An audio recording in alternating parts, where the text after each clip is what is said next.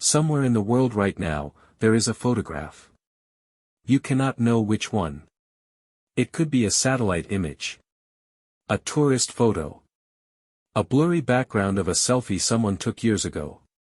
And in that photo, if you look closely enough, in the far distance, there is a pale white figure. And the moment your eyes process that face, even for a single frame, even in a photo taken from miles away, it will stand up. It will start screaming. And it will not stop until it finds you. Wherever you are on Earth. And kills you. This is SCP-096. And there is no running. There is no hiding. There is only waiting.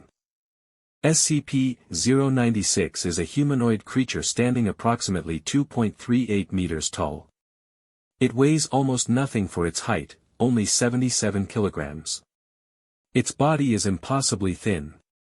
Arms that hang well below its knees. Skin that is pale white and paper thin, stretched tight over a skeleton that looks barely held together.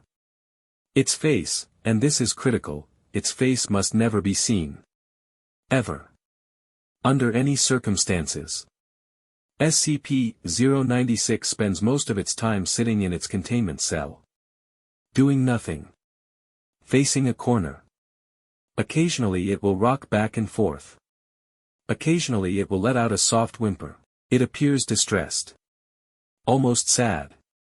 Researchers initially felt pity for it. That pity ended the first time someone accidentally looked at its face.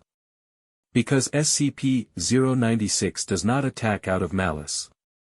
It does not hunt for food. It does not feel anger. It simply cannot tolerate being seen. And it will travel to the ends of the earth, literally, to make sure whoever saw it never sees anything again.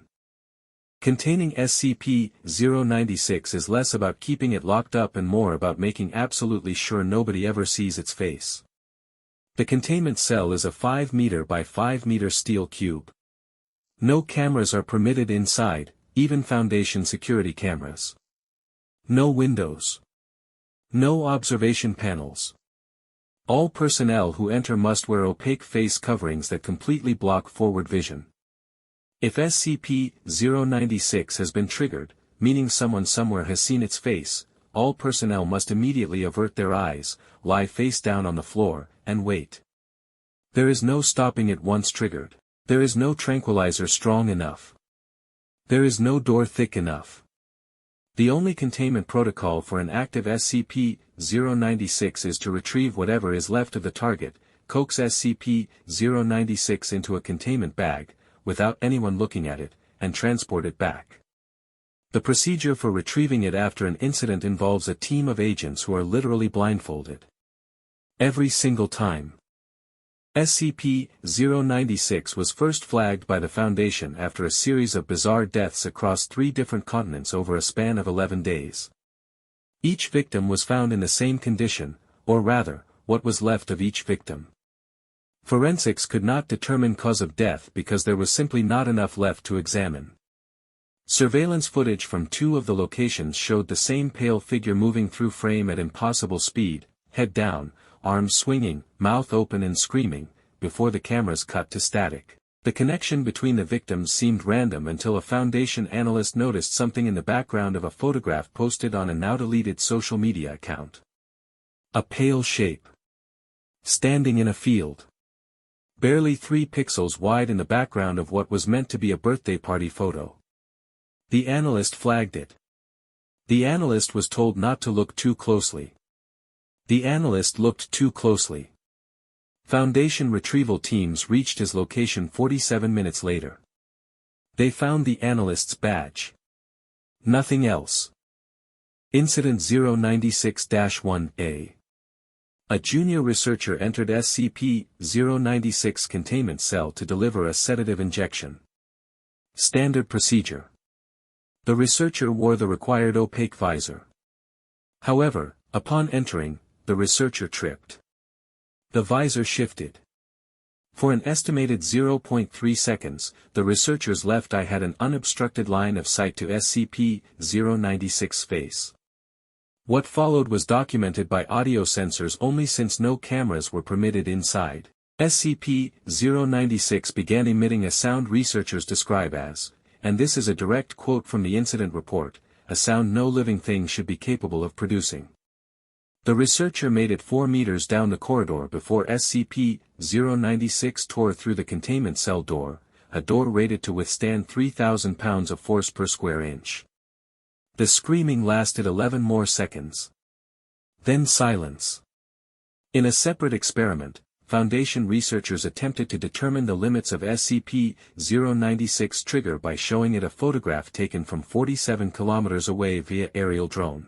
The photograph contained 4 pixels that could be mathematically identified as SCP-096 face.